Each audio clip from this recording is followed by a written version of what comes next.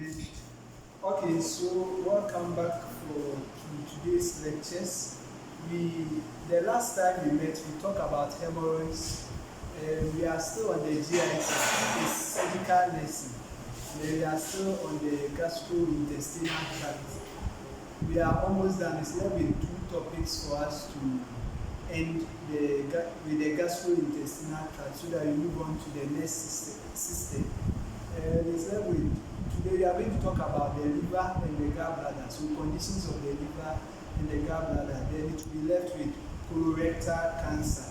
Then we'll be done with the gastrointestinal tract.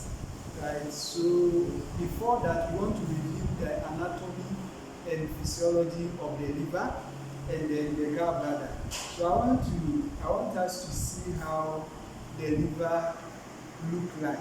How the liver look like. Okay, so this is the anatomy of the liver, right? So you can see that the liver is made of lobes, right? So there are lobes in the liver, right? And then you can see a ligament and all that. So we are going to talk in detail about the liver. This is how the liver look like. Okay. This organ in the body, right? And then the liver is located in the right upper quadrant of the abdomen, right? So we can divide the abdomen into four. If we divide the abdomen into four, we have four quadrants, right? So we have the right upper quadrant, right lower quadrant, left upper quadrant, and the left lower quadrant, right? So the liver is located at the right upper quadrant, and it weighs about 1.5 kilograms, right? So the liver weighs about 1.5 kilograms. And then if you look at it, the upper part, the thoracic cavity, and then the abdominal cavity. What divides the thoracic cavity from the abdominal cavity is the diaphragm. The diaphragm. Okay, so the diaphragm is what divides the thoracic cavity from the abdominal cavity. Just beneath the diaphragm, that is where the liver can be palpated. So right under the diaphragm, the liver is located there. And then most of the time, the liver receives blood from what we call the portal circulation. Portal circulation. Right, so if you look at anatomy and physiology of the arteries, when the artery is leaving the heart, it's known as the aorta, right? And then when the aorta gets to the thoracic cavity, we term it as the thoracic aorta. When it gets to the abdominal cavity, we term it as the abdominal aorta. The abdominal aorta has several branches because all the organs that are located in the abdomen takes its blood supply from the abdominal aorta, right? So the artery that sends blood from the intestines, the spleen, and then the GIT organs to the liver is what we term as the portal circulation. So that the portal vein is what sends blood to the liver, right? So we'll be talking about it as we move on. So the liver has several functions in the body. It has several functions in the body. It helps to metabolize some nutrients like glucose. Glucose is the end product of carbohydrates, and then amino acid from protein, and then fats and other nutrients. Apart from that, the liver also helps to store some vitamins like A, B, D, etc. And then K, especially the fat-soluble vitamins. Right? That is why people with liver conditions most of the time have problem with absorption of vitamin K. So most of the time, people with liver conditions are prone to, or they have increased risk of bleeding because of the difficulty in absorbing some vitamins, including vitamin K, which can also help in prevention of blood bleeding. And then apart from the liver metabolizing glucose, protein, and fats, it's also helped to excrete some waste substances from the body. One of them is urea. The liver helps to, when with the glucose metabolism that we were talking about, if you have low glucose in the blood, the liver helps to metabolize some stored fats and then glucose. And then the end product of these stored, the breakdown of protein, stored protein and fat is ammonia. And then ammonia is harmful to the body, so it has to be excreted from the body. So the liver does that by converting the ammonia to urea so that it can be excreted through the urine. So the liver helps to also excrete waste substances from the body. Apart from that, bilirubin is also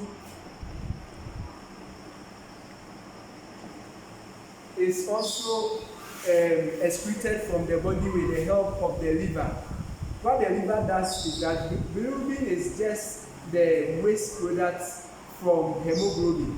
Hemoglobin is part of the RBC, the red blood cell, right? So when the red blood cell is broken down, the hemoglobin is broken down. The end product is the bilirubin that has to be excreted from the body. It can only be excreted when the liver has worked on it, has metabolized it, and has converted it to water soluble and bilirubin so that it can now be excreted from the body. So that is another function of the liver. The liver also helps to produce bile. So this bile helps in breakdown of, it helps in fat emulsification, or it metabolizes fats, right? So the liver has several functions. It means that if the liver is affected, all these functions that we are talking about will also be affected, right? So, but most of the time with the liver conditions, we have liver cirrhosis, we have hepatitis, which I know you've done in medicine. So I'm not going to talk about it again. So we move straight to the gallbladder. Now let's look at liver cancer, because one of the conditions that requires surgery. So let's look at liver cancer before we move on to the gallbladder. As we've already talked about in our previous lectures, we said that cancer is an abnormal growth of the cells of the body, right? So liver cancer is just the abnormal growth of the hepatocytes, right? The liver cells is known as the hepatocytes, right? So the abnormal proliferation of the cells of the liver is what we term as liver cancer. Worldwide, the incidence of liver cancer is more than twice as high in males as in females. So it's more common among males than females. Liver cancer is more common among males than females. It can either be benign or malignant, right? So it can be a benign growth or a malignant growth. Let's look at, most of the time we know that cancer does not have any cause. So there are some risk factors that can predispose us to getting the liver cancer. So let's look at some of the risk factors. Most of the time, there are things that causes inflammation or disease of the liver. So things like infection of the liver, right? So when you have hepatitis, whether A, B, C, D, and then it's not treated, right, it can lead to liver cancer. So it means that we have to, when you have conditions of the liver, you should visit the hospital for treatment so that you don't get this complication that we are talking about. Apart from infection causing cancer, there are other things like excessive intake of alcohol and then other chemicals, drugs. Right, so alcohol and other drugs can also lead to liver cirrhosis, and if it's not managed well, it can also lead to liver cancer, right? And then apart from that, other risk factors that can lead to liver cancer, some of them we can't do anything about, is aging, right? So as you age, your risk of getting cancer of the liver also increases. And then family history. People who have close relatives with cancer of the liver are also at risk of getting this condition. Right, so these are the risk factors that can predispose one to, and sometimes bowel obstruction. Bowel obstruction. We said that one function of the liver is to help in excretion or eliminating bowel from the body, but sometimes there are some conditions that will block the excretion or the flow of the bowel, and that can also predispose one to this cancer that we are talking about. When someone gets liver cancer, these are some of the manifestations that the person can exhibit. Most of the time, we said that the liver is located at the right upper quadrant, right? So if this is the abdomen, and then we divide the abdomen into four, right? This is the right part, so the right upper quadrant. So the liver is located in the right upper quadrant. So most of the time, if there is pain, it's mostly situated at the right upper quadrant, right? And then most of the time with the pain, the liver pain that we are talking about is down, right? And then sometimes it can also be felt at the epigastric region. The epigastric region is the upper part of the abdomen, right? And then sometimes it can even radiate to the back. And then most of the time, when you have cancer in liver, in pain in cancer, then it means that the condition has gotten to the later stages. Because most of the time with cancer, initially you don't really feel any pain. And then as time goes on, the person will start losing weight. People with liver cancer, there can also be weight loss. And then the liver also become enlarged, what we term as hepatomegaly. Hepatomegaly. Right, so the liver become enlarged, right, and sometimes it can even be palpated. And then there's also, the person also starts having yellowish discoloration of the skin, jaundice, right? So the skin becomes yellowish in people with liver cancer. And then in any condition where you have jaundice, it means that it affects the urine, it affects the stools. So there will be clay colored stools, and then there will be dark urine. And then because the bowel most of the time is also retained in the body, this person will also have pruritus, itchiness of the skin, right? So these are some of the signs and symptoms that people with liver cancer will have. So what are some of the diagnostic investigations? Diagnostic investigations that you can perform for people with liver cancer. First, we can do ultrasound scan. So we can take a scan of the liver to assess the liver. Apart from that, you can also do CT scan, computed tomography scan. We can do magnetic resonance imaging. These are all diagnostic tests that can be done for people with liver cancer. Apart from that, a sample, blood sample can be taken so that we assess the level of alkaline, the level of bilirubin, the level of lactic acid, dehydrogenase, etc. People with liver cancer, the level of these components in the blood goes high, right? So we take serum sample, blood sample of the individual, and then we assess it at the lab to see if the levels are high, right? Which also indicates the liver cancer. And apart from that, we have alpha fetoprotein, right? AFP. So these levels also goes high when someone is having liver cancer. So ASE, AFP levels will also go high. Okay. Apart from this, you can there's most of the time people with liver cancer a surgical operation should be done. Depending on the stage of the cancer, the whole liver may be removed or parts of the liver might be removed. So the surgical operation will depend on the stage of the cancer.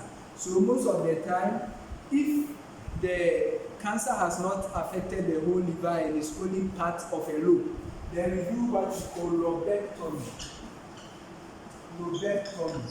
Right? So lobectomy is where just a lobe of the liver is removed, right? But where the whole liver is affected, then it means that we remove the whole liver. Sometimes a liver transplant should even be done for that individual where the whole liver is being removed. Okay, so as nurses, we should prepare the patient for a patient who is going for liver operation pre-operatively, and then when the patient is brought back from the theater, we also manage the patient post-operatively. The management is not different because the liver is also found in the abdomen, and then the incision is done on the abdomen. The management is not different from the other management that we've talked about. But let's look at some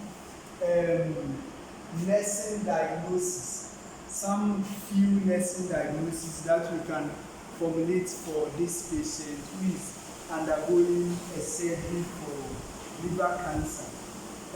Most of the time, there is fatigue, right? Generalized body weakness. So there can be activity intolerance related to the fatigue, right? And then most of the time, with a patient who is having generalized body weakness, as nurses, we should assist them in performing daily activities. And then, apart from that, we should plan activities for your patient, and then you should also make sure the patient does not engage in any strenuous activities. And then you should also encourage the patient to rest in order to regain energy for activities.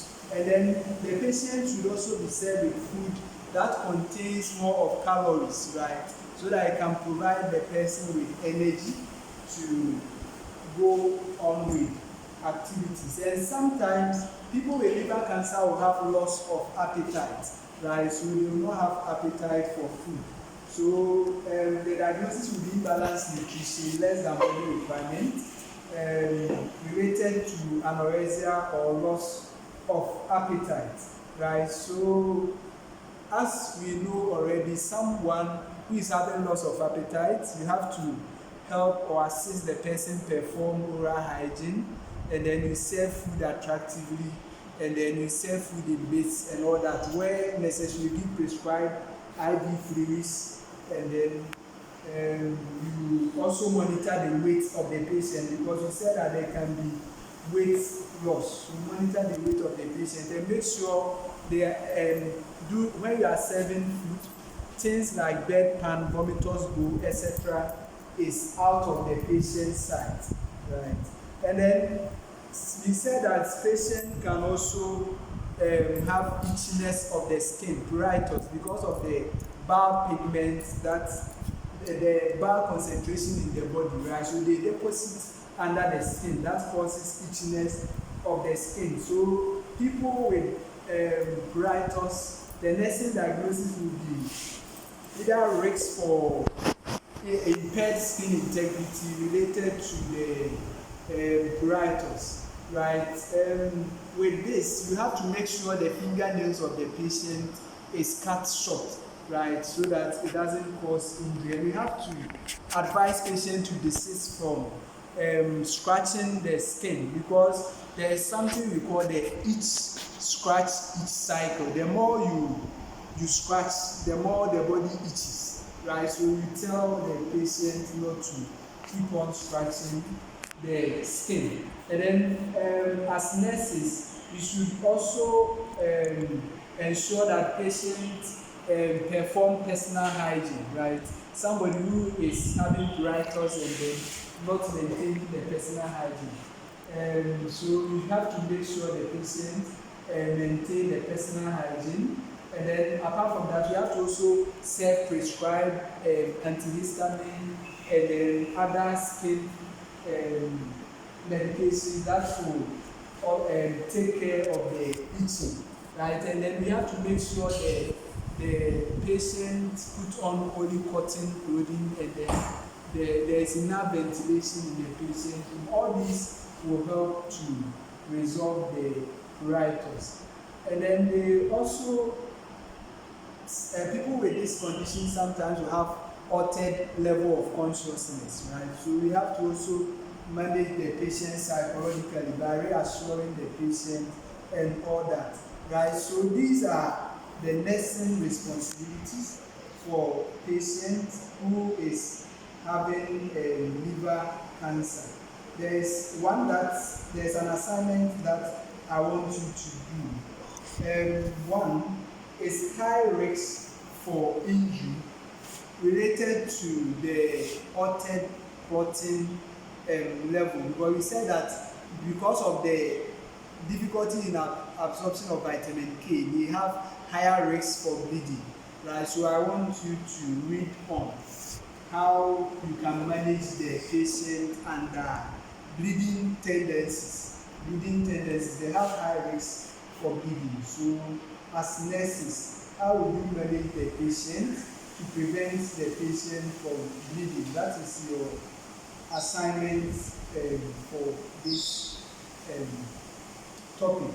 So we are moving on to the gallbladder.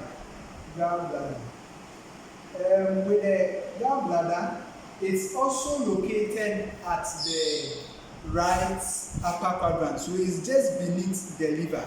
The gallbladder is just beneath the liver. And then it is a pear shape, so it appears like a pear. And then with the gallbladder, what happens is when the liver produces the bile, it is stored in the gallbladder. And then when food gets to the duodenum, the intestines, there is a hormone that is released. It's called cholecystokin. So this hormone is released, then it causes contraction of the gallbladder, so that the gallbladder will release the bile into the duodenum to help in digestion, especially when you take fat, so that it will help in the digestion of the fat, right? So the gallbladder, the main function is for storage of fat, storage of bile, right? And then apart from that, the gallbladder also sometimes the gallbladder also helps to release a hormone, the cholecystokin that we talk about, and that hormone is mostly responsible for contraction of the gallbladder, and then it will help to release the bile, which will help to emulsify the fat. So we are going to look at some conditions of the gallbladder. Most of the time, there can be infection of the gallbladder, or there can be stones. So these are what you are going to concentrate on, either infection or stones in the gallbladder. So infections of the gallbladder is termed as cholecystitis. Infection of the gallbladder is termed as cholecystitis. Infection of the gallbladder is termed as cholecystitis, infection or inflammation, whilst stones in the gallbladder is termed as cholelithiasis, right? So you will start with cholecystitis, then you move on to cholelithiasis. So I've already said that infection of the gallbladder is cholecystitis, and then most of the time it can result from either bacteria, viral infection and other infections, or gallstones can also lead to infection of the gallbladder. And most of the time, people with cholecystitis present with pains or tenderness at the right upper quadrant of the abdomen, right? And as I said, is caused by either gallstones formation, bacteria, or viral infection. Some chemicals, even those who take in alcohol consistently, it can also lead to cholecystitis. Then cancer of the gallbladder can also lead to cholecystitis. And then there are some risk factors like starvation, and then some medications, some drugs can also increase your risk to cholecystitis. Most of the time with the pathophysiology, it's the bacteria or the virus have to get access to the gallbladder, right? So these are foreign bodies, or you should be taking alcohol consistently, which will cause insult or injury to the gallbladder. So anything, any foreign body that causes injury to the gallbladder causes the body to react, right, through the inflammation process. So it initiates the inflammation process where there will be increased blood flow to the gallbladder, and then when there is increased blood flow, it will cause leakage of fluid around the tissues or of the gallbladder, which will bring about edema, pain, and then all that, right? So that is cholecystitis. Most of the time, the management is similar to cholelithiasis. So let's look at what cholelithiasis is. Cholelithiasis is just stones in the gallbladder, stone formation in the gallbladder. Right? Gallstones are usually from impaired metabolism of cholesterol, of bilirubin, and then decreased bile acids. Right? So we said that the components of bile, we have bilirubin in it, which I said they all have to be excreted from the body. We have cholesterol, right? So whenever there is stasis of the bile, right, or obstruction of the bile, sometimes these components precipitate in forming the stones. So cholesterol can form the stones, and then bilirubin can also form the stones. And then not only that, calcium is also found in the gallbladder, and it can also, and in the bile, and stasis of the gallbladder can also lead to the calcium can also form stones, right? So unconjugated bile pigment, bilirubin, bile salts, calcium, cholesterol, all these are the things that can form the stones. Signs and symptoms of somebody with cholecystitis or cholelithiasis is similar to somebody with cholecystitis, right? So signs and symptoms is similar. So they also have pain at the right upper quadrant that can be radiated to the epigastric region, and especially when the person takes fatty foods, that is where the pain becomes very intense. Because what the physiology is that if you take in fatty foods, the hormones, the cholecystokinin that I talk about, it's released automatically, so it causes contraction of the gallbladder. Meanwhile, the gallbladder is blocked with stones, right? So the bile cannot come to the duodenum, right? So it causes excessive contraction, and this contraction can lead to severe pain, right, at the right upper quadrant. And then they also have nausea and vomiting. There's anorexia, loss of appetite with people who have cholelithiasis. Then there's flatulence too because of the indigestion, right? And then they belch most of the time. And then the temperature sometimes increase. And then sometimes when they take in fatty foods, they feel uncomfortable.